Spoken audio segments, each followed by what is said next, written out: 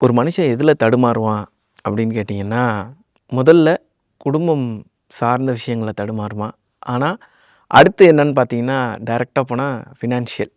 இதில இந்த 2 விஷயத்திலயும் தடுமாற்றம் இருந்துச்சுன்னா, கா கான்சன்ட்ரேஷனா எந்த ஒரு விஷயமும் பண்ண முடியாது. அது மாரி தடு த தடுமாறி, மடை மாறி உங்கள்ட்ட வந்த மனிதர்கள் பத்தி பேசலாமே. பொருளாதாரம், ஃபினான்ஸ். ம். அதாவது நான் இந்த குடும்பத்துக்கு தனியா கவுன்சிலிங் அது இதெல்லாம் அந்த கதை வந்து ஒரு ஓரமா இருக்கட்டும். இத முதல்ல ஒரு ஜெனரிக்கா சொல்லிடுவோம். ஓகே. அதாவது ஒரு கணவன், மனைவி 2 குழந்தைங்க. 2 பேரும் சாஃப்ட்வேர் இன்ஜினியர்ஸ். கணவன், மனைவி. நல்ல வருமானம். லோன் இல்ல. சொந்தமா வீடு, காரு, அப்புறம் ஒரு லேண்ட் வாங்கி போட்டிருக்கோம். ஒரு அப்பார்ட்மெண்ட்டு. அதில வாடகை வருது. வாழ்க்கை வந்து அழகா நிம்மதியா போயிட்டுருக்கு.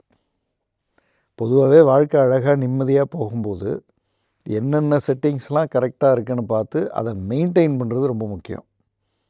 என்னென்ன செட்டிங்ஸு? கணவன், மனைவி, 2 குழந்தைங்க, அவங்க தான் ப்ரைம் டைம். வெளியில் எங்கேயாவது போனால் 4 பேராக தான் போவாங்க.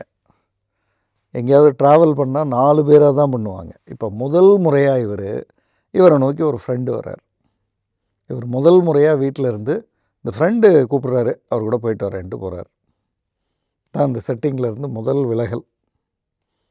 ஃப்ரெண்டு, அப்புறம் ஒரு ஃப்ரெண்ட், அப்புறம் ஒரு ஃப்ரெண்ட், 4 ஃப்ரெண்ட்ஸ்.